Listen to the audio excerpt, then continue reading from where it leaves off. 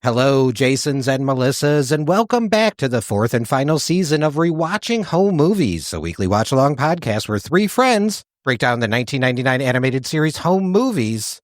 My name is Tim, and I'm obsessed with home movies. My name's Adele, and I am a home movies newbie. My name is Marcin, and I've never seen home movies.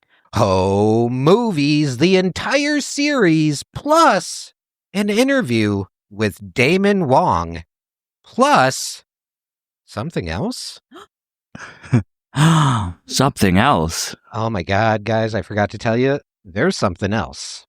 There's something else. But we'll get to that when we get to that. Hey, friends, it is this, I think this is going to be the last Home Movies recap episode that we release. We're going to talk about basically the entire series and podcast. We had an interview drop with Damon Wong that I'm very excited to talk about. And then I got a nice little surprise for us at the end. So let's get into it, shall we? Yes. We shall. We shall. So, real quick, I showed Nick the finale. The edited one? Yeah. Oh, yeah. I'm not sure if for the audience, I cut together the finale episode, but I took the part where it like cuts jarring to like the down, and just had it very wistful. I even had to go back and cut the credits together just because I wanted Nick to have like a better experience with the actual episode. And I thought I did a good job. I personally would watch that version than I would watch the other one. That's very jarring. But I showed Nick, they weren't ready. They weren't ready. No. And what was their reaction? they had a very similar reaction to what we had originally. Like in the beginning, they're like, I kind of hate that. I think I hate that episode. What the fuck? I think without the ability to kind of sit down and unpack it with a couple friends for 90 minutes afterwards, because I do remember when we got done watching that episode, you guys were mad. I believe I said, "What the fuck, Tim?" Yeah, and I was like, I'm sorry, I did write and edit this last episode, so that is on me. I love when you said, what the fuck, Tim, because you were angry and Tim was crying. And I'm like, you're right, I fucked up on this one, guys. I'm sorry I made you do a whole podcast. It's all come down to this. Yeah. I do think that that's kind of the beauty of the final episode was we did watch it and we did have a very big reaction to it. But then once we sat down and really unpacked it, I think by the end, all three of us were like, yeah, no, that was the only way to end it, really. It made so much sense. It really was. And I even was like, yeah, and guess what the theme at the end of the show was? Guess when it first appeared? With Little Mama. Mm. That's right. And I think that's my favorite trivia fact about the last episode. It was just so layered, and I got to show Nick all the episodes, and we were going through. I was like, I think we got the second to last episode, and they're like, oh, temporary blindness. I was there when you guys watched that episode. And I was like, oh, so we're on the finale. Okay. And I turned off YouTube on the TV and I went to my computer to like load up the edited version. And they're like, what are you doing? And I was like, just shut up. Just shut up. And I like turned on the episode and they're like, oh, thank God. I thought you were about to put on Mr. Meaty. Like, just shut up. Just shut up and let me do my thing. Shut up, Brendan. Because that's the other thing is I started rewatching the show. I went back and rewatched the UPN 5. My thought process while doing this rewatch is like, so in anime, there are like essential viewing episodes and then there's filler. And I'm trying to go, I watched the first episode and the first episode is actually so much better than I remembered it being. It's like the Get Away From My Mom. Yeah, it's concise. It introduces all the characters, and it gets all the way through to the end, and just kind of shows who Brendan is because he's also making a movie at the same time that correlates with Dark Side of the Law, and shows him. And I think it's just I don't know what I gave that grade for that episode, but it needs to be higher now, especially with context. So now I'm going through all the episodes, trying to see which episodes I can remove from the timeline to try and get a more concise Brendan story. So when the finale hits, it actually really fucking hits. But now the problem I've been coming into is every time I watch an episode, I'm like, well, that's essential. And I'm just well, that one's Are essential. you trying to Dragon Ball home movies? A little bit, yeah. Well, I don't know if I would necessarily agree with that, because even the non-essential episodes, there's probably some kind of lore drop or line or something that happens. It's well, even if this episode isn't important, that part is important. Yeah. Mm-hmm. I thought I was going to be able to get away from Brendan gets rabies. I was like, I got it. That one's got to go. That's monkey. I think you're going to be able to slim home movies down to a nice lean 51 episodes instead of 52. He just gets rid of Honky Magoo. Yeah, he's not important at all. That's the only one I want to get rid of, to be honest. And you will inevitably find yourself buying less cat food. R.I.P. Mitch. Yeah, I think especially since we've seen the upgrade just on a bare level of quality of animation, I think it's really easy for us to, be so used to season 4 and then want to say, oh yeah, season 1, it was whatever. But no, that season still had a lot of heart. Mm-hmm. It still set up a lot of lore and backstory and had some classic home movies lines that you can't neglect. And it's one of those things that I think another thing that makes season 1 so special is you see the starting point. You see their abilities to animate in season 1. I know they were limited by the program that they were using at the time to do the squiggle animation.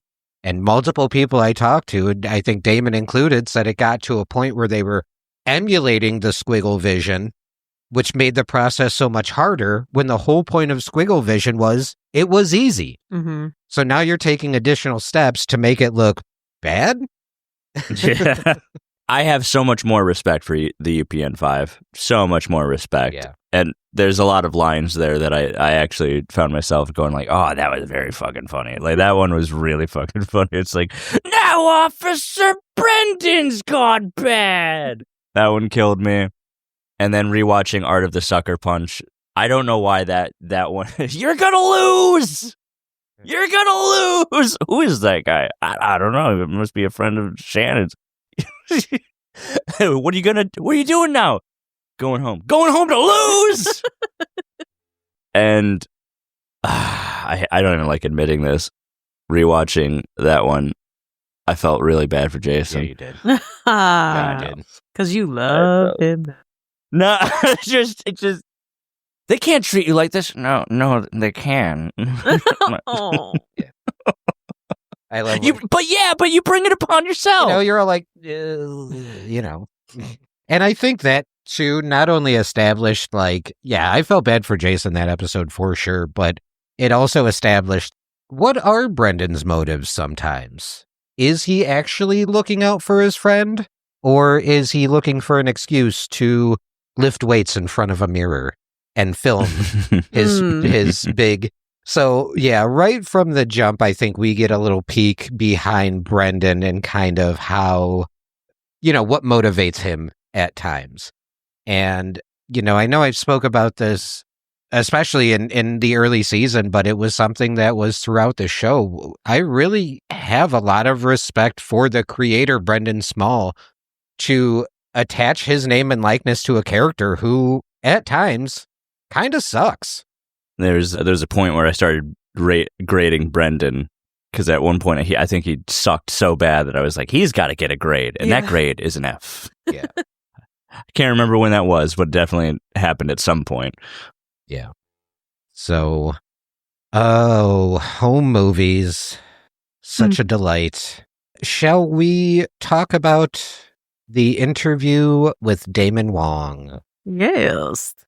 I have so much I want to talk about with this interview, because I will say This interview had, I think, a little bit of a different tone, I guess I want to say, than the other interviews. And I don't think that's necessarily a bad thing.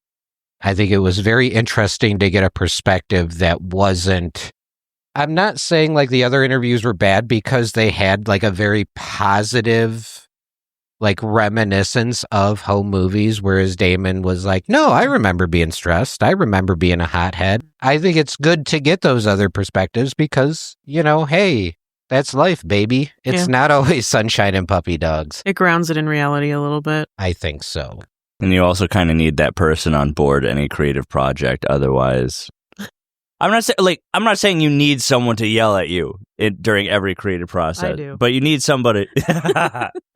But you need a grounded figure that's like, come on, guys, we can all just sit here and shoot people with Nerf guns all day, but we need to do something right now to get this fucking episode out. Yeah. Louis C.K., you've been fucking up this whole time. I can get behind that. Yeah. One of the things I definitely would like to talk about with Damon's interview, and this is something that I think, well, I know definitely everyone on this podcast has experienced, but I think it is just something that comes with the territory of being a creative type and putting yourself out there creatively in any way, shape, or form. And that is everybody's good friend, imposter syndrome. I know her well.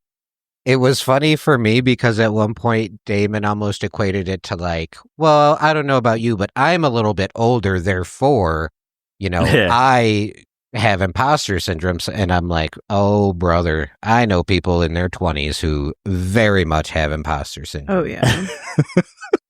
I got held back in kindergarten just because I was like, it wasn't like I was a really bad student in kindergarten, but I was like too young, so they held me back a grade to kind of like keep me secure. But then every grade after that, I was like, I'm not supposed to be here. Like, I'm not good enough to be here. They're going to hold me back again.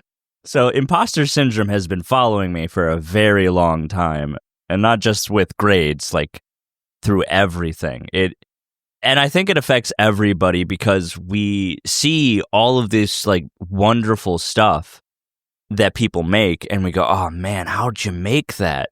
Not knowing like everything that goes into it. And when you try to make it, what's that quote? Comparison is the thief of joy. Mm-hmm. And you're just comparing yourself to everybody else, to the point. And my friend called me out on this one point because we were reading something. It was a paragraph, some sort of thing we were reading for school. And I was reading it, and we were reading it out loud. And I was like, oh, who wrote this? This is really good. And they're like, that was you 6 months ago. And I was like, no, it wasn't. It's bad. It's actually bad. I just decided right now it's bad. You just accidentally gave yourself a compliment. Mm-hmm.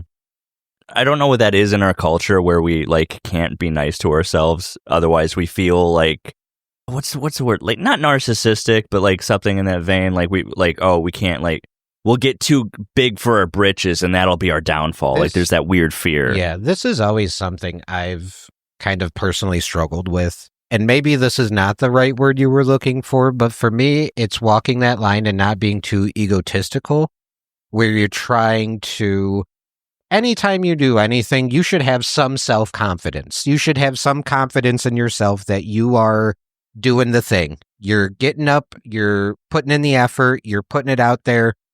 That in and of itself is such a huge task. The amount of people I talk to about stand-up comedy who absolutely could do it, but the biggest hurdle is always going up for the first time. You can get yourself so far, but you gotta have that little bit of self-confidence to push you over to actually do something.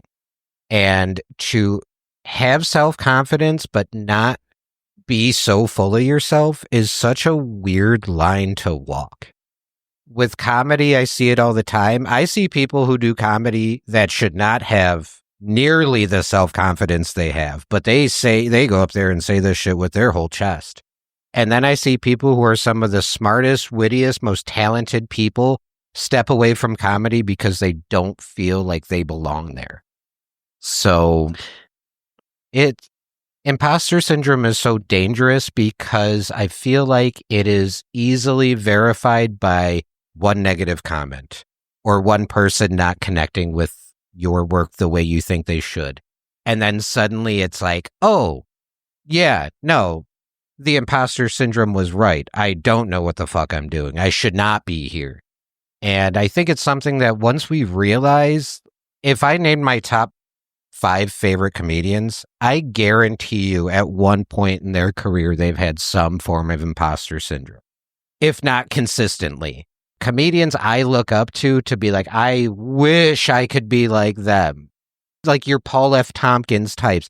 I listen to that dude on podcasts. He has to go to therapy for his imposter syndrome sometimes. I think at the end of the day, we need to come up with the realization that we all simultaneously know what we're doing, but then every single person on this earth also does not know what the fuck we're doing. Yeah. It's such a weird duality to live with, but it's true. Like, if you're putting yourself out there, you have a little bit of self-awareness and you know what you're doing, but none of us know what we're doing. None of us. Right. And just to kind of spin it in more of like a positive note, I feel like imposter syndrome tends to keep people in check so they don't go over the deep end and become like cocky and think they're the hot shit. You know, I feel like as frustrating as imposter syndrome is, I think people who worry about that stuff, it's just a telltale sign that they aren't assholes, that they're just trying their best and not giving in to this, like, I mean, the cockiness, you know? Absolutely. I felt at any point during that interview, Damon could have just stopped and been like, hey, I'm Damon fucking Wong. And I'd be like, dude, you're right. I'm so sorry.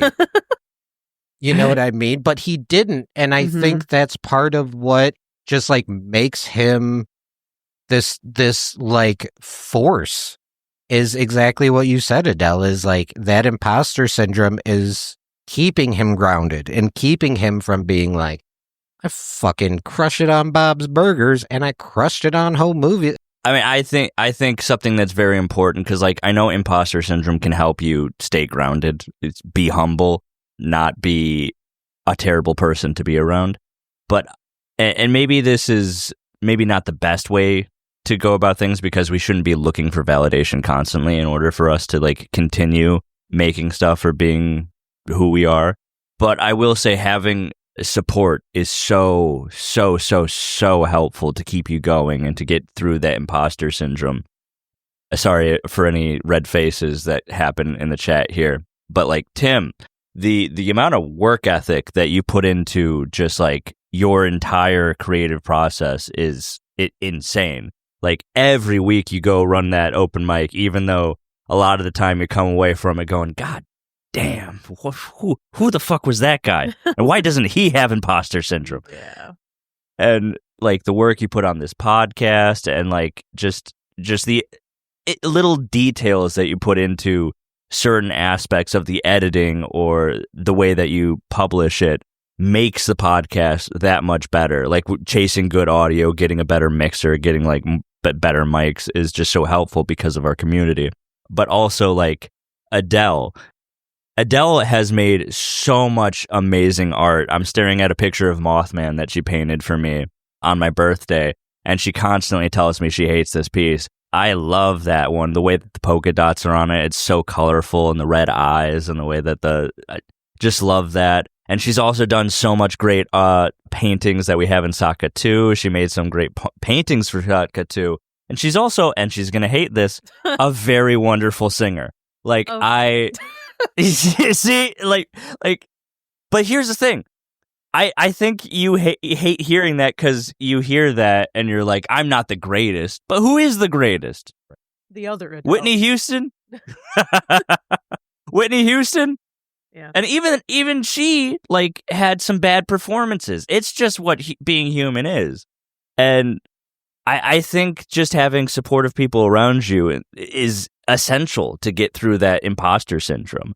There are towards the end of like the last season of Puzzle Valley, I was struggling to put those episodes out, but just because you guys were so like supportive and giving me like validation when I needed it, that was what was like, okay, yeah, I can do this.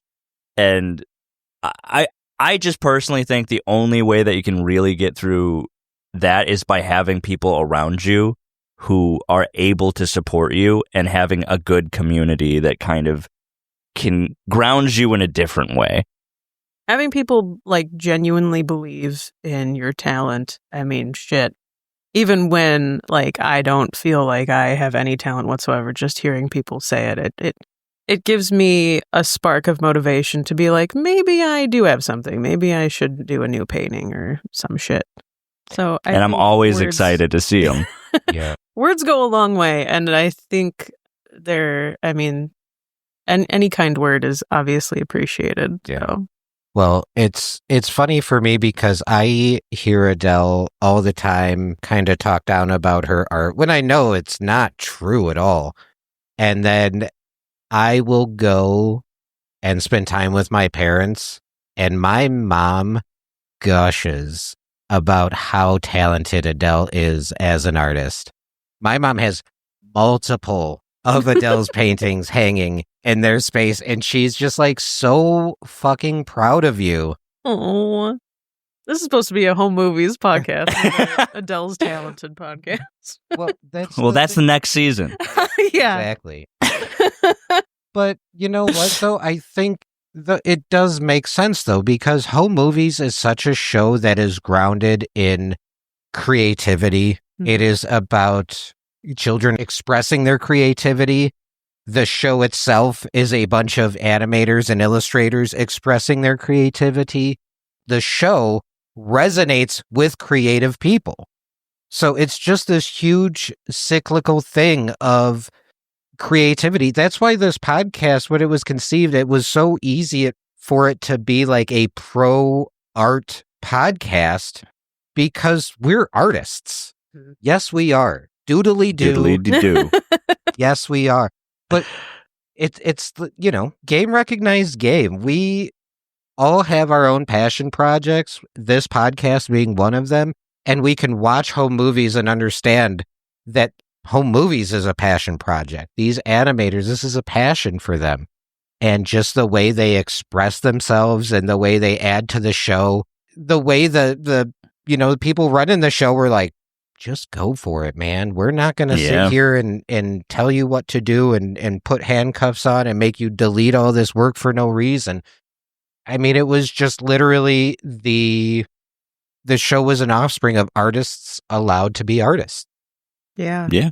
And I will say about like the community, like validating words, like all of the animators, all of them gave, even the writers gave Damon such props. Like every time they had a chance, they're like, oh yeah, Damon's amazing. Damon's like so talented to the point where even when we were watching the episode Hiatus with the jazz opening, it was supposed to be bad. That makes sense because even during that episode, we were like, what are you talking about? That's the greatest thing they've ever made. Why are they saying it's so bad? Up until that point, I was like, that was amazing. Why do they hate it? Yeah. And it turns out it was supposed to be bad, but Damon killed it so good that they're like, keep it in.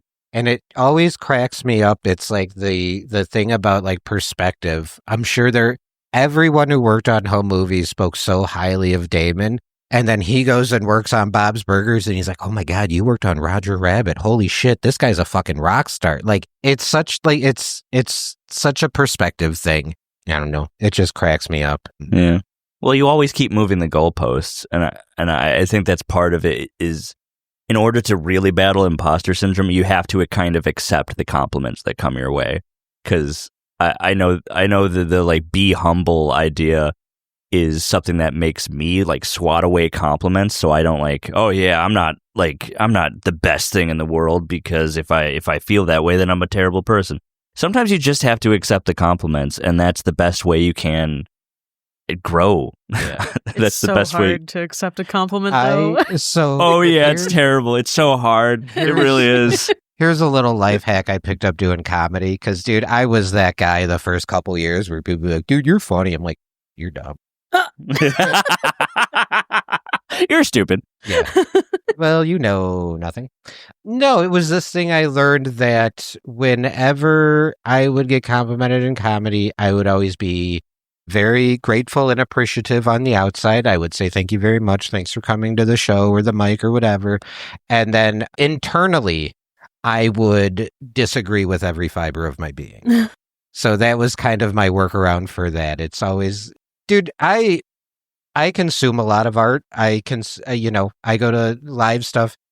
If somebody is taking the time out of their day after a show to approach you to give you a compliment or tell you you were funny or something like that, like, dude, I've felt that way numerous times and never did anything about it. Yeah. So these people like taking the time to actually, you need to show some gratitude for that. You need to say, hey, thank you very much. Thanks for coming to the show. Thanks for supporting local art. Yeah. And then in your head, you're like, you're wrong, but... I think that is a very good point, that people just don't give out compliments just to give out compliments. You know what I mean? So... Do you remember when I had a conversation with former guest Amy Blaze, and we talked about if you see someone out in public and you like their style or you dig their shirt or whatever, like just pay them a compliment. It might make their entire day. And I'm like, you know what? Yeah, I'm going to fucking do that. And that day, now we're grocery shopping, and a dude like turned a corner wearing a Fallout shirt. And if you know anything about me, my two personalities are the 1999 animated series home movies and Fallout. And I was like, oh, hey man, I like your shirt. And that dude gave me the nastiest look. I don't think he said a fucking word to me. Nope, just kept walking. No, and not only walking, I think he backed out of the aisle and went a different direction. I don't remember that, but Jesus. That's what happens when you are so averse to compliments that you don't know how to react, and you're like, "Fuck you!" Yeah. You a fucking weirdo? What the hell? He was probably used to arguing with people on the internet and just like froze and was like, "What the fuck? Kindness? You like this? You like nuclear war? What's wrong with you?" It's like he's arguing, but opposite. I don't know how to react to this. I don't want to stay on it for too long, but we got a couple more emails from some people that was very nice, and one of them was about how they actually started their own quote unquote creative corner, where they have a space where they bring people up and they talk about stuff that they've been consuming, producing, all that stuff to kind of highlight. And they said that they brought up the podcast up there, and it filled me with so much joy just to hear that, just to see that there's some sort of influence that we're giving out that's in a positive way. Absolutely. Now, I don't know if I don't think this was something that the Creative Corner inspired, but I think this was something that they were kind of on their own doing as an anti-social media thing, right? Where social media is so fucking gross right now and Amen. So hateful that they would just kind of get together, and instead of arguing and highlighting the bad, they talk about the good. And it's a very positive space. They said it's very somebody will say, oh, I've been watching this, and it's very say more, go on, tell us. And I'm not gonna lie, when we got that email, I'm like, I want to do something like that, even if it's just over Discord, just a hangout with 5-6 people where you're just highlighting some positive stuff you're consuming at the moment. I think would be so beneficial for people's mental health. Oh, incredibly so. Because I know we all just say touch grass, but community. I think that'll be the last time I bang on my drum about it. But community is so important, and just hearing that is wonderful. And that just hearing the compliments is nice and it's validating. And I wish we could just keep pushing that forward as just people, as just if there's gonna take anything away, just please be nice to each other and give each other this space to not have to fight themselves on the daily with if they're doing okay or not. Absolutely. It's free to be nice. Capitalism really hasn't come for niceness. Not yet. Yeah. Niceness does not have a premium subscription yet. Yeah. You have to pay for Nice Plus. Oh, God. circumstances. But I think you touched on something I wanted to bring up in this last kind of recap of the series of home movies and the podcast in general, which is community. And like you said, we have been getting a lot of emails. Deep down, man, I hope I get emails about this podcast like years from now. That would make me so happy. Yeah. If I was sending out stickers in like 2027, I don't know, that would just make me feel really good. I agree. The feedback that we've gotten through like emails and reviews and the kind of general sense of the community that we have resonated with in home movies is kind of exactly the community I wanted to resonate with. There have been people who have not felt the podcast for whatever reason. I think we talked about it briefly in a previous episode. Yeah. And I think that's okay. I think that's completely okay. That's not the kind of people I want the podcast to resonate with. So I'm very happy that we are finding a little community within a community of people who I feel like, I mean, genuinely, I read some of these emails and I get to interact with some of these fans, and so many of them are like, yeah, these are the kind of people I would probably hang out with. Like, these are, I know at one point I screenshotted an email of you and I'm like, we're resonating with the right kind of people. These Absolutely. are our people. Yeah. And Doodly do. Yeah. For me, I guess a personal struggle I've been really dealing with the last few years, and especially so I'd say the last like 8 or 9 months or so, is like Marcin said, I do help run an open mic. I'm very active in my comedy community, but recently I'm active in this community as in like I run an open mic, but it's one of those things where sometimes I don't feel like I'm part of this community. I feel like the kind of comedians I'm seeing and the kind of content I'm seeing is not stuff that personally I align with. And from a weird morality standpoint, I have to kind of have these internal struggles with myself because I love stand-up comedy. I love it so much. Obviously, I love it to the point where I'm trying to provide a space for other people to work on this craft. But in doing so, sometimes I feel like I'm kind of allowing people to come into this space and say things that I don't agree with, that I would never say, that I think come from places of just gross hatred. And hey, that's comedy, baby. Like, the whole point of an open mic is for people to go and try stuff to see if it works or not.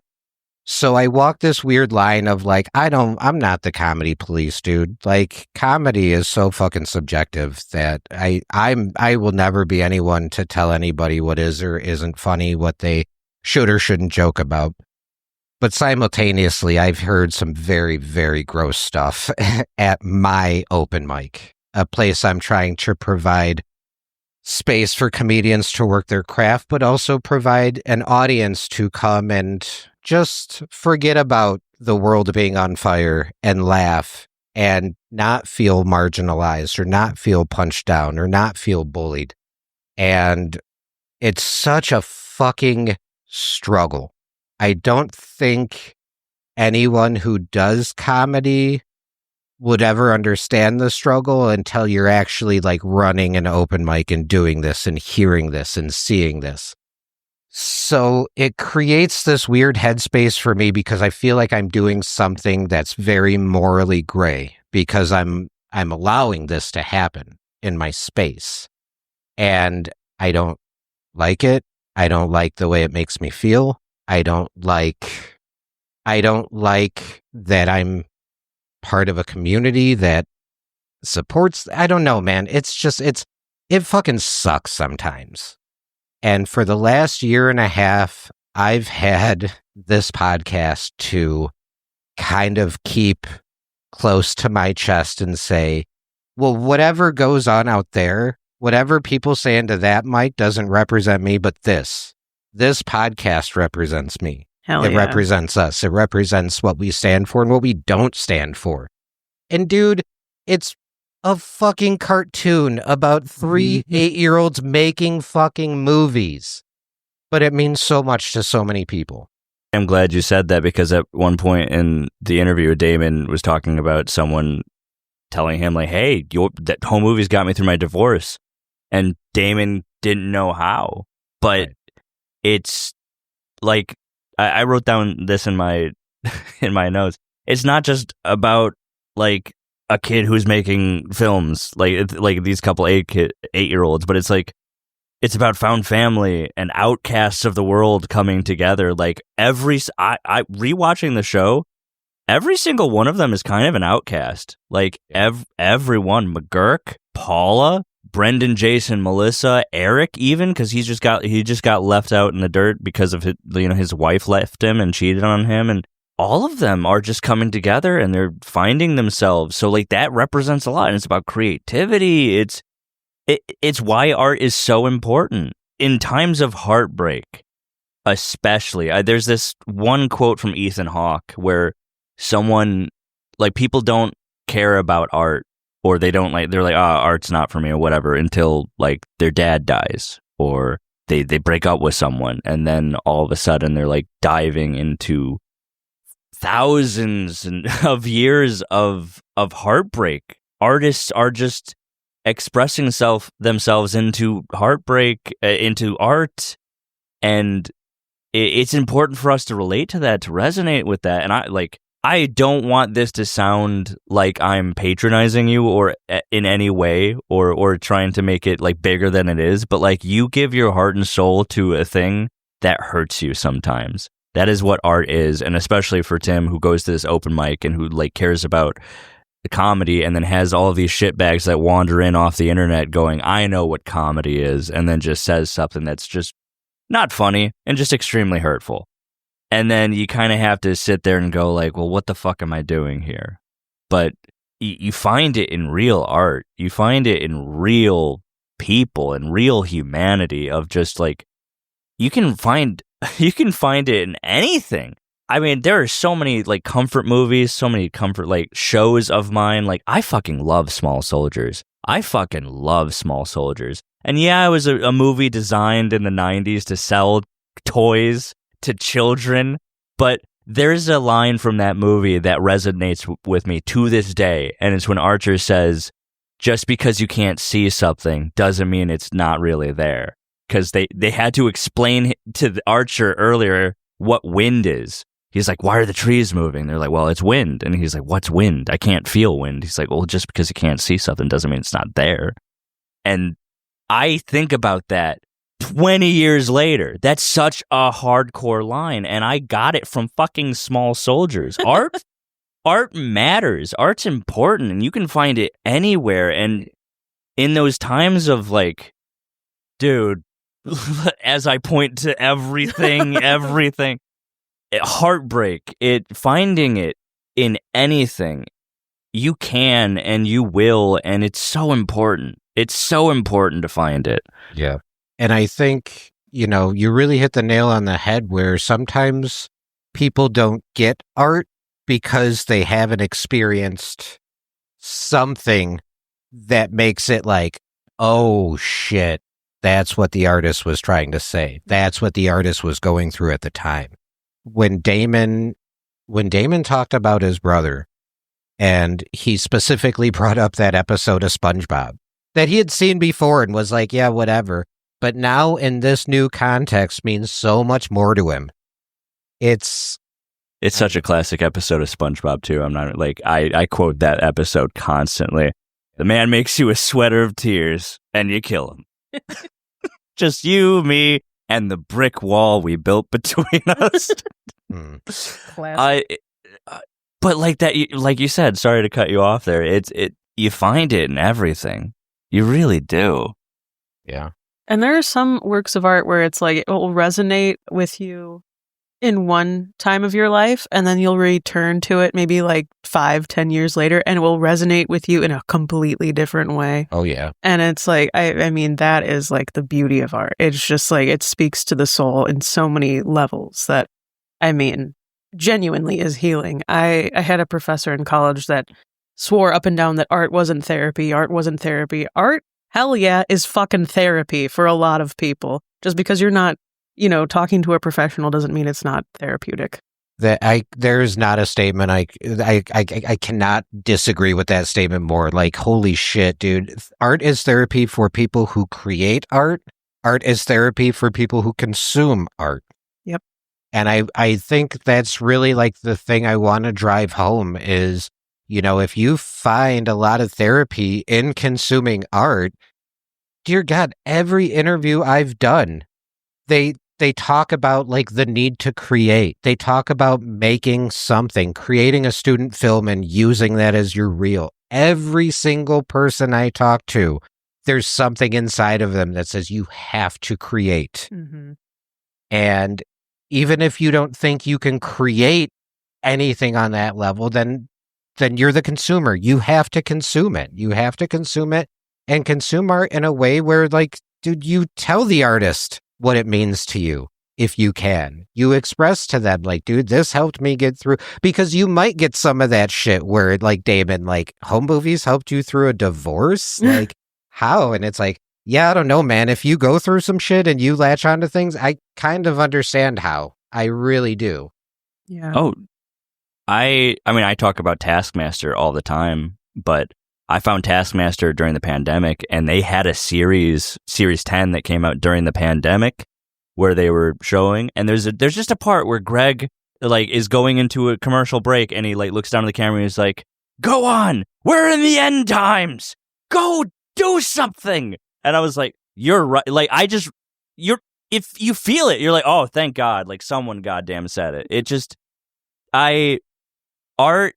I think about this constantly, and it makes me mad that people are like, if I can get into this from the Damon interview, and I think this is very important, because we've talked to so many of the other animators who resonate with their time at home movies and who have made some amazing memories and love home movies for everything, and they are like artists who make things constantly and who are continuously making things. And I'm not saying they're not successful in their own right, but like Damon being on Bob's Burgers, a part of this like industry staple of animation that is like continuously going and going and going and just churning out episodes over and over and over.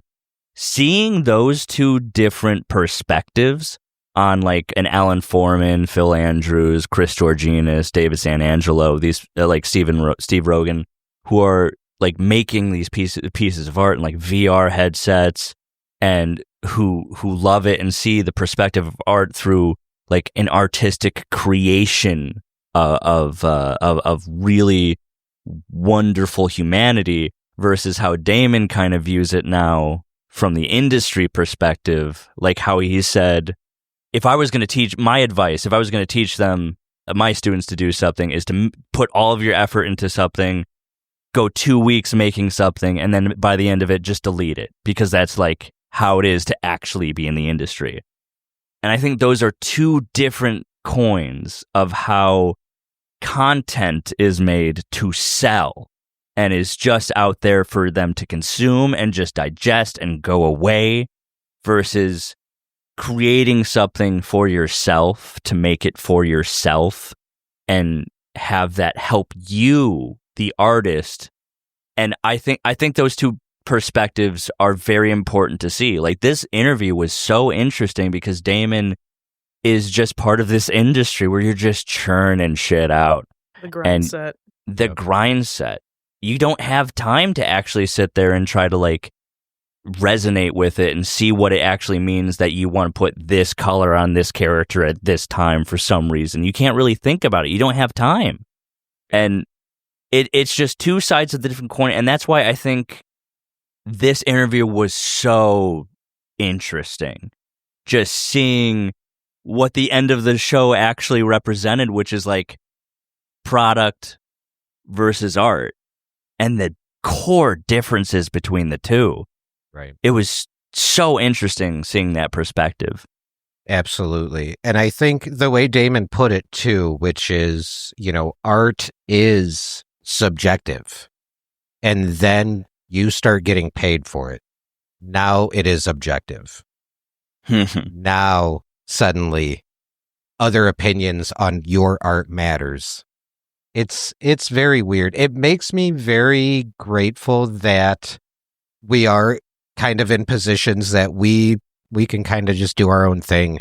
We're not beholden to anyone or any corporation or whatever. By and large, Marcin, you can make whatever kind of movie you want. Adele, you can make any kind of art you want. I can do whatever I want with my comedy. We're not beholden to anyone but ourselves, and that artistic freedom is something that I think a lot of people don't understand how great it is until it's taken away. Yeah. And I feel like that's maybe where Damon is at right now with going from working on home movies to Bob's Burgers. Now you've got 15 people you have to go through to make sure you can make this guy's shirt blue instead of green. Yeah. It's the Phil Tippett quote that Phil Andrews brought up, where it's like all of a sudden you're not an artist, you're a mover, and you're just like, oh, you want this over here or you want it over here, and you're not making the decision. You're just waiting for someone else to come in and tell you where to put it. And that because he even says, and I feel so bad that he thinks this way. He's like, I used to have a better filmmaker brain when he was on home movies. I don't think it's necessarily a problem with him, but it's just the industry, because when you're just churning it out, you have no time to like sit there and experiment and to go, oh, what if I did this? Oh, what if I did this? What if I do this? There's so many times where Damon's like, I used to be so much more creative when I was in home movies or this or that. I don't think that's true necessarily. I know you have no time to like work on your own stuff when you're when your job is now doing this thing. I think it is just about like this, your job is a mover. Like that is what you are doing here. It's not that you're an artist right now. You are a mover. And that's why it's important to have your own stuff. But when you have no time, it's hard. It's really hard. Yeah, and I think that's why it made a lot of sense with like Alan Foreman, for example, who illustrator, animator, all day, draw, animate. And then you want to go home and draw some more? No, he go home, he picks up a guitar. And it's like, yeah, because you have to be creative. But you're like, I can't just not bring my work home with me. It's a very interesting mindset. And, to be a creative type and then to have somebody then put a monetary value on it, and now you have all these restrictions. Yeah, you probably do want to go home and like create something of your own on your own terms. Like it makes so much sense. I don't want to keep jumping in, Adele, if you wanted to say something. Okay. I hate that I keep jumping in because I wrote down a lot of notes just from because the interview was so interesting, especially everything we've heard about Damon Wong leading up to this, like the fact that he was the only one who was anti-gnome in the entire show, and it made me think that maybe Damon was the one who wanted to kill the gnome. I think he did say he was the one that put it in formaldehyde. Like in the jar on the... Yeah. He was the one that's like, no. And then, but in the finale, like, do you think he was the one that storyboarded or made the decision for the cardboard to crush the gnome? I mean, I do feel like that was kind of everybody's being like, well, show's over. Gotta kill the gnome. Did you guys watch my my edit of the episode? I watched it, and I saw what you did there. I didn't watch it yet. Did he send it to us? Yeah, he sent it to me in WeTransfer. Oh, and I watched it. So the song, the Lil Mama's theme, persists the entire way. The credits go over the flickering camera screen. Mm-hmm. I believe Adele had made a request about adding something in a quick frame or two. Yeah, which was added. Nice. And I might have seen a little promotion for a certain podcast. Puzzle Valley. Oh, no, I know. Nah. He could have put that one in the sky. No, he put the rewatching home movies logo. Hell yeah. In a quick little... I gotta watch the edit. I think we should post that edit to YouTube.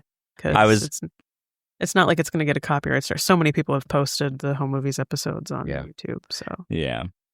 I just didn't want to do it out of respect because I don't know how much that how that would make the animators feel, but Right. if they want to see it, I know they were so upset that it went dun, dun, dun, like after that end. So I went back and did that. If we want to post it, we can definitely post it. All right. I'll go ahead and post it. We do have the Rewatching Home Movies YouTube page that we'll probably be posting on fairly regularly in the future, and we'll put it up on there. Okay. There's just a couple notes I have here. I'm going to run through some of them here just because I know we're coming up. But Damon was talking about how he was inspired by Geiger. Mm-hmm. He really wanted to do something with Geiger. There's a story about Geiger, and you both know who Geiger is, right? Yeah, is it? I've heard it pronounced H.R. Giger. I don't know if that's Giger or Geiger. His might be art Gagger. inspired all of the aliens, like the alien movies with like the big long. Yeah. A lot of his art inspired stuff like that. Well, there's a story that I've heard. Could be true, could be not true. I don't know. I saw it from an interview that was like quoting Geiger, one of those, where all of his art, he took LSD while having sex with 2 trans women in Europe somewhere. And all of his art, including the alien stuff, has been a reflection and an expression of reliving that moment when he was having that moment and while he was on LSD. I just cut that if you want, but I just wanted to add that part because I wrote it down here. How do you spell his name? I think it's Geiger?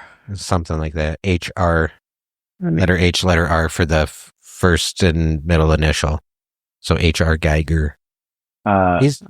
He's got some wild shit. Yeah.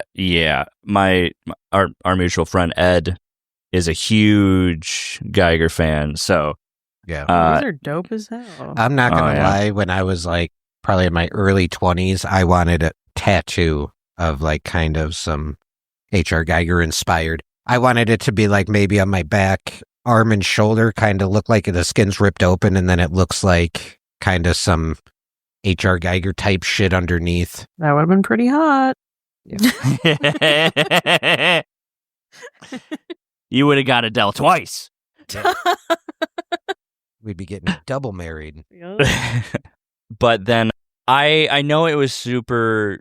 So again, about art, because I know Damon brought up the passing of his brother, and when he was talking about his brother, he kept talking about how he was working on home movies, and he was just trying to make his brother laugh. He was just trying, like, that was his audience, was his brother. And I found that incredibly sweet. And that's what art is so important. You are showing your love through art. And I know it's just to make your brother laugh, but that is a way of showing love. And I think that resonates with me specifically because I have always made art specifically for people in my life that I wanted to see their reaction. I wanted to make them smile. I wanted to like make them laugh. And that's just one of the things I found so incredibly important in Damon's work. Like I think that was what made home movies so special, is that everybody, like David Santangelo putting in his brother, was it his brother or his friend who threw up at the concert? Yeah, it was his brother. Yeah. And all of these, like, Damon's like, we weren't supposed to show the audio from the clips, but I brought him home to show my brother anyway. Of course, we're listening to the audio. And it's just so sweet. And I just wanted to add that part of, like, there's so many ways to show love. There's so many ways. And for that to be like Damon's like first thought every time he thinks about home movies is so special. It really is. It was They're just beautiful. for his brother. Yeah. There's something absolutely beautiful about, him and his brother talking film, and then Damon getting an idea, adding it into an episode of home movies, and then getting to show his brother, like, hey, check this out. Like, that's Yeah, that's so awesome. It really is. I can understand how. Again, I don't. As most, I just want to be as respectful as I can to Damon when I say this. So please, I hope you don't take it out of I hope you don't. I hope you understand it's extremely respectful when I say this, because I also had family members that are no longer in my life that I had a lot of love for, and when I would make my art, it was always for them, and when all of a sudden they weren't there, I felt very directionless with my art, and I know how heartbreaking that can be. It takes a while, but I think you still can find your spark again, because I found so many wonderful people that I make art for now. Like 2 of them are in this call. And I just think it's so... I love art. I love it. And I love what it actually means, the self-expression in it. Like, Nick comes home after working I don't know how many hours and comes home and crochets me shit. Like, every day. I'm wearing a crochet hat that's... Like, they make me, like, crochet shit all of the time. And then when they're done, they're like, what else you want? I was like, oh okay. It's the same for everyone who's an artist. I'm sure they have so many people that they want to, like, either show or they're making it for this other person. And I just can't get enough of that. I love it. I love it so much. Yeah, sharing art is like a whole nother level of love language. It really is. I have things that Adele has given to me as gifts that are art. I can see one of them from where I sit here. There's another one hanging right above my monitor in the game room. Both Fallout references. And one of them has the lyrics to the song that we will be dancing to for our first dance at our wedding. So. You shook me on. Oh, my parents would be like, what the hell? Like, your parents aren't already going to be like, what the hell? They absolutely are. Especially in today's age when this world is trying to bury the artist. I think it is most important to make art today. Yeah. No, absolutely. Because it's a soul connection. It's the easiest way for humans to communicate, like on a resonating level, is through art. It's how we stretch back to the caveman. Yeah, like, absolutely. It's such a, like, connective tissue to every aspect of our humanity. Just real quick, the last 2 notes. The left turn in the interview when Damon started talking about 9/11 fucking killed me. Because he was talking about, like, oh yeah, 9/11 happened while I was on home movies.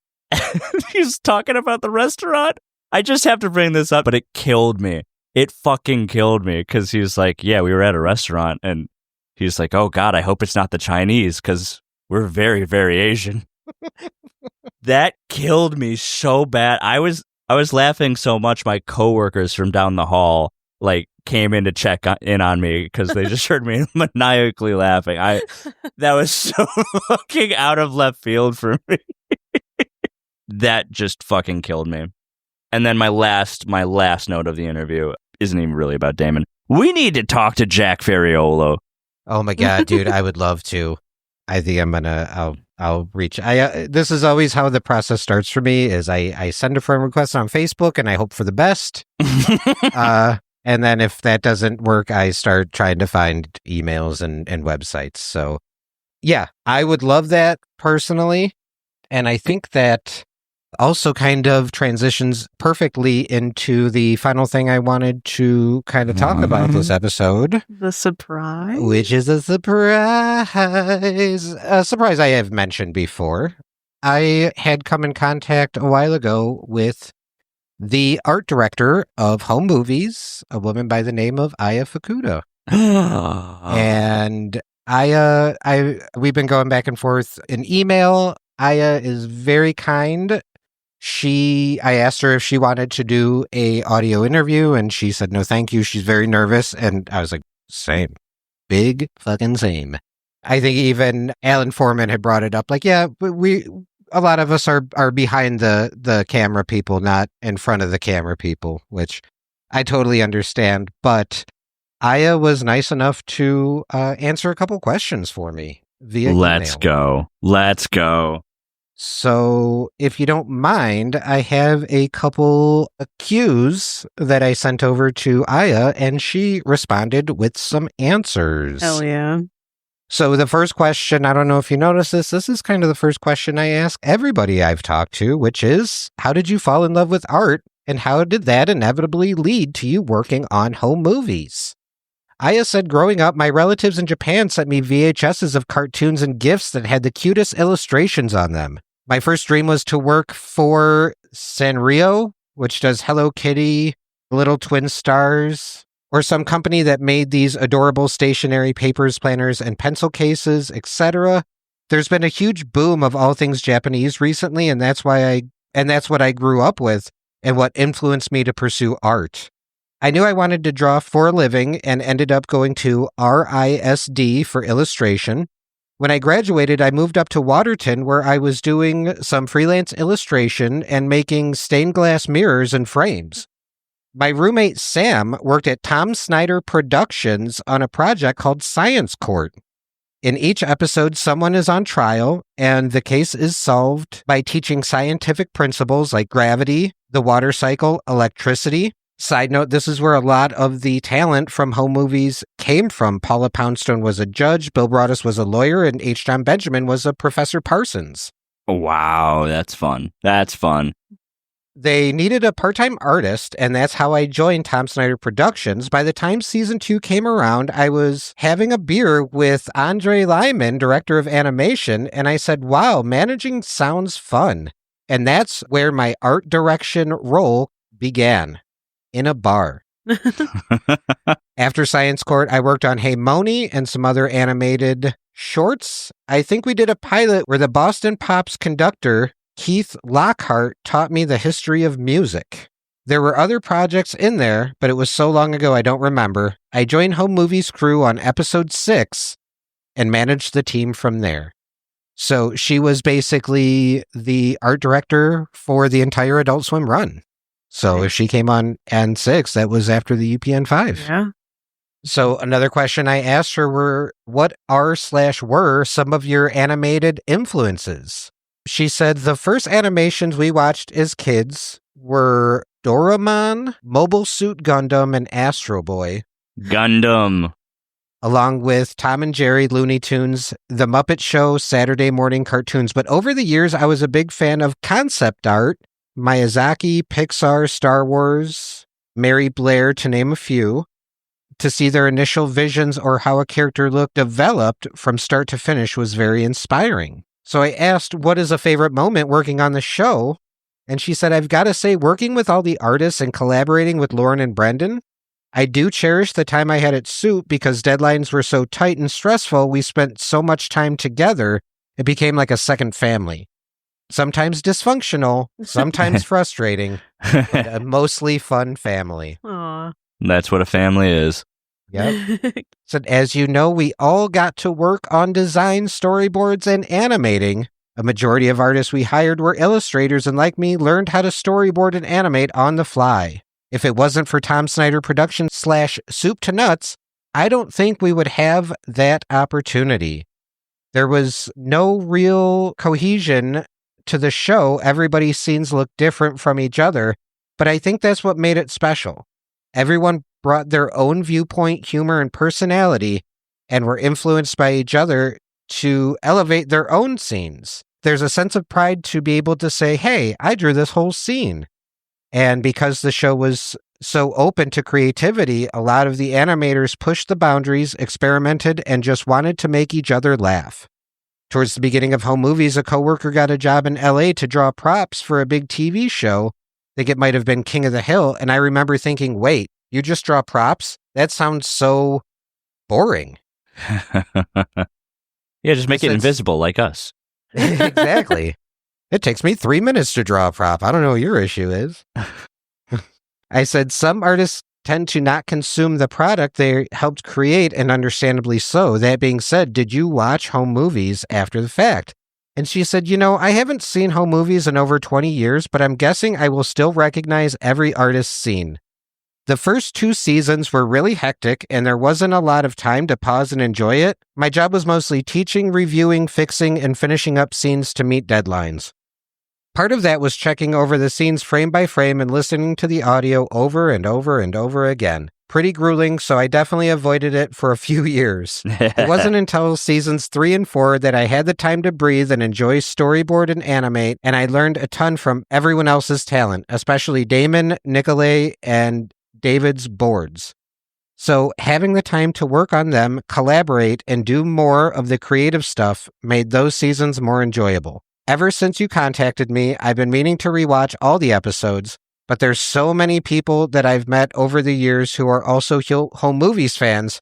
I want to make some temporary tattoos of McGurk's cow and the Chiquita banana for a friend, but I have to dig up some CD drive to access those ancient files. Oh my God. That would be so dope. So at some point, yes, I'm going to dive back and binge the entire series.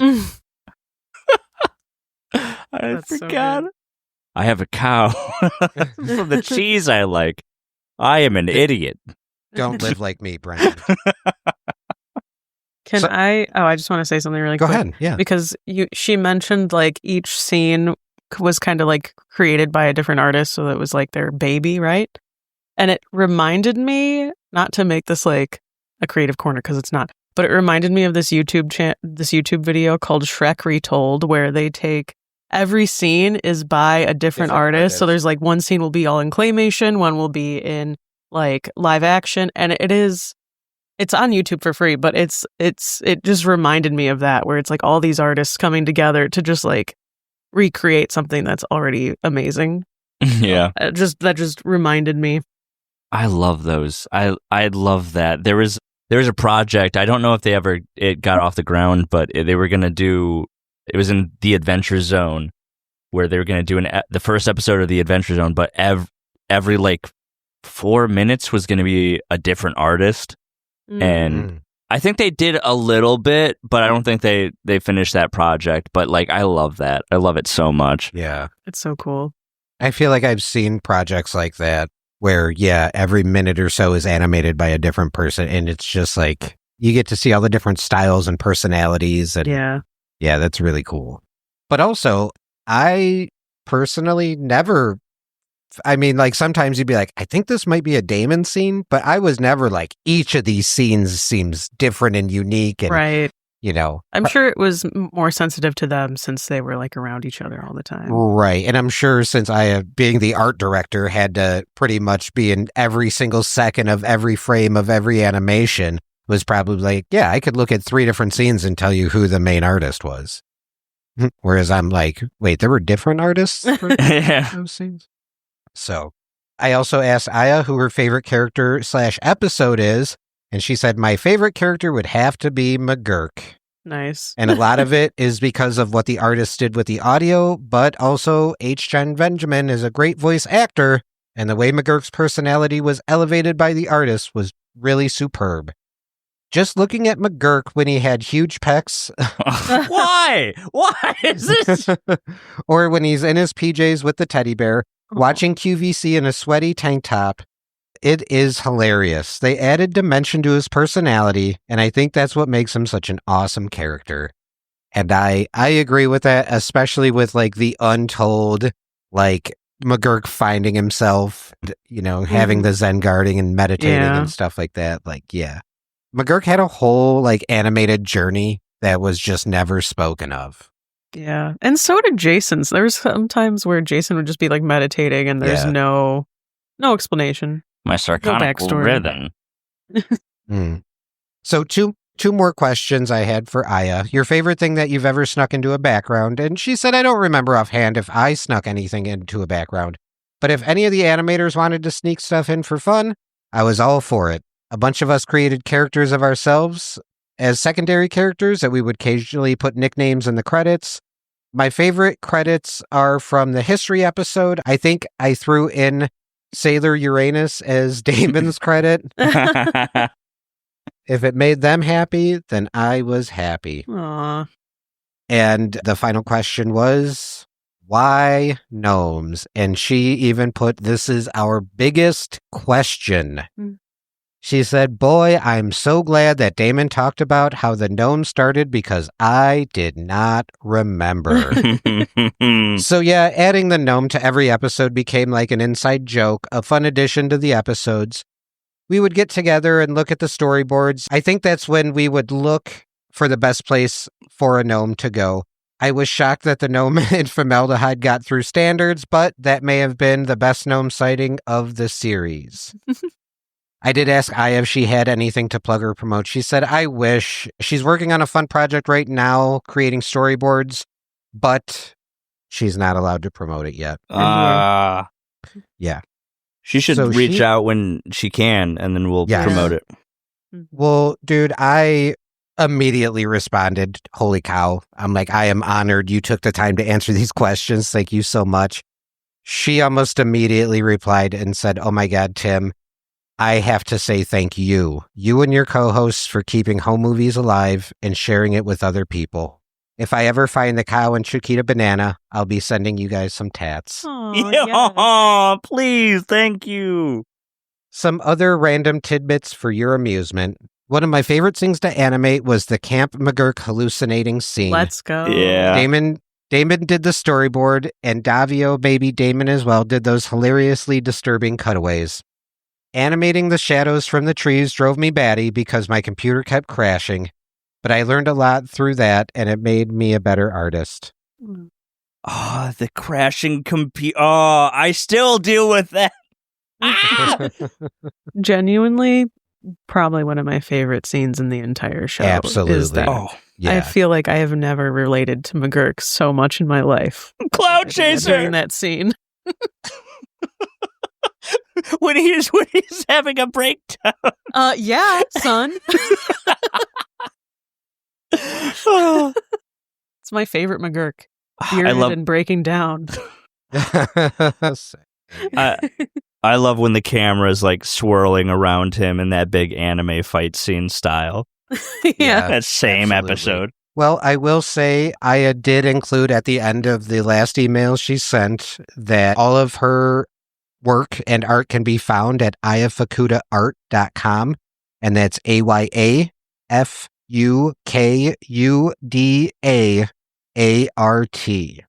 So Aya sent me a couple things that she had lying around. One of them is like two JPEGs that I have. I only have season 4 on a hard drive that I could access. But this is how you broke up episodes and assigned people scenes. So for the Septipus episode, I assigned Damon all the movie scenes to keep those cohesive, and the same with Davio for the gym scenes. So it's basically like a spreadsheet of everybody's scenes when they had to be in. And yeah, it's really cool. Like scene 1, Damon's a storyboard animator, Phil is the animator, and it's the Septipus, Melissa, Jason, Brendan, and Fenton. So yeah, it's like a little shoot schedule of like when they had to turn stuff in. That's and dope. then, yeah, another thing she sent is I am closing a PDF of the Home Movies Bible that has some bios of the cast. I believe it was done in 2004 after Home Movies ended. So, but yeah, it is talent bios. It's got like pretty much little breakdowns for everybody. Brendan Small, 26, planned a career as a composer, but began doing stand-up comedy as a diversion while attending Boston's Berklee College of Music. You got H. John Benjamin, who's appeared in every Tom Snyder production. Melissa, who was a production assistant on Politically Incorrect before becoming Jonathan Katz's assistant in 1996. Janine DiTullio, who was nominated for 6 Emmys as a staff writer for Late Night with Conan O'Brien. Lauren Bouchard, who is an editor, story writer, producer, and director on Dr. Katz. Bill Broadus, the writer, who was portrayed as Doug Savage in The Science Court. Attorney Bill Broadus brought his life to the ABC Saturday morning animated show Squigglevision in such a favorite character the show co-created and written by Bill and Tom Snyder. So yeah, just some cool little things that she sent over to share with us. So. That's so dope. Thanks. Yeah. Thank you. Genuinely, thank you so much. Yeah. And like, dude, just thank you for answering my questions. Holy cow. Yeah. Like, that was amazing. Yeah. There are some people that we've been trying to find to like message and email. There's a few of them that I just cannot find. They're just like not like I don't want to like put this out there. And I've been looking for Kim O'Neill for a while because she was the one who came up with the character designs with the pajamas that went over everything. Yeah. And cannot find her. Cannot find her. And I even looked at like other interviews with other home movies participants, creators, and they couldn't find Kim O'Neill. So like it's a bit hard to find a lot of everybody, but we appreciate you so much for like sending in those questions. Yeah. Well, everybody who took the time to talk to me, either if it was on a recorded interview or I did not have to respond to those questions. No. You know, she could have been like, hey, thanks, but no thanks. Like super, super kind. So like, I really appreciate that. Everyone, like I said, who has talked to us, everyone who has allowed me to message them with random questions and comments and has been so cool. Like I truly, you know, wrapping up this chapter of the podcast, if you would have told me we got to talk to, I mean, half of the people we did, I would have been, I probably wouldn't have believed you.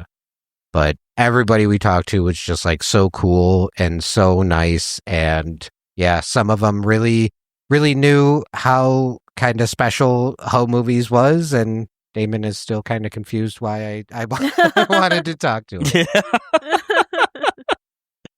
It's okay. Just a little bit about the Damon thing. I remember when we found that one character in one of the restaurant scenes, I think it was in Therapy, who is like drawing something at the table. And we were like, that's Damon. And he's got a big old smile and he's like drawing and we're like, that's Damon. And then it's like, oh, that's not Damon. It's that grumpy guy at the liquor store.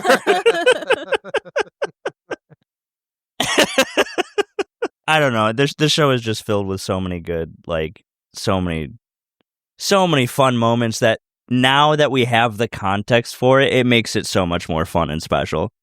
Absolutely. Yeah. Absolutely.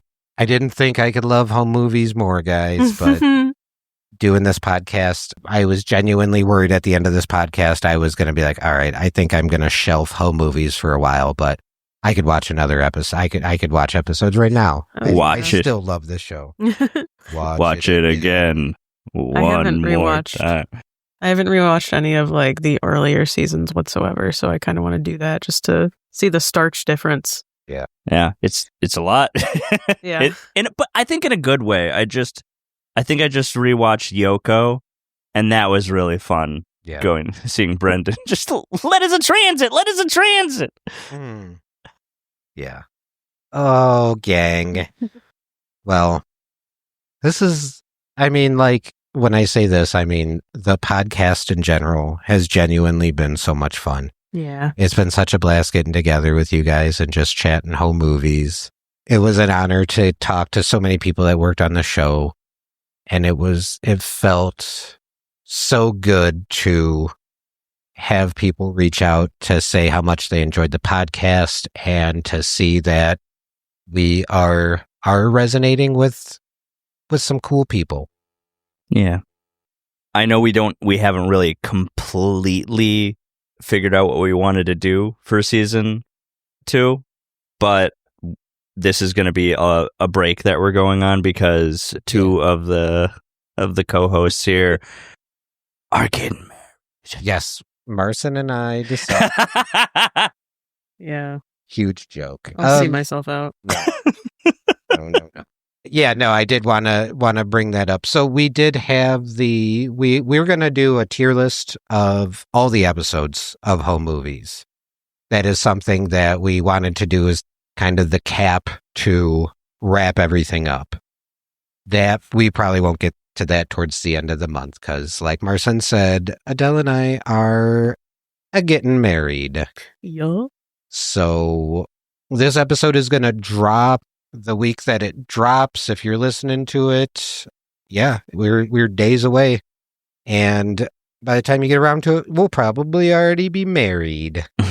So I'm so fucking excited, dude. You guys have no idea. This is going to be the best party ever. And it's going to be a party to celebrate the love between Adele and I. It's been 2 years in the making. Yeah. So obviously we're going to take a little breaky for that. I tried to schedule a record before the ceremony, but I was shot down. That was I was about to say. No, so yeah, we'll be off for a few weeks while we get married and then go on a little honeymoon. And then we'll come back where we'll do the episode tier list.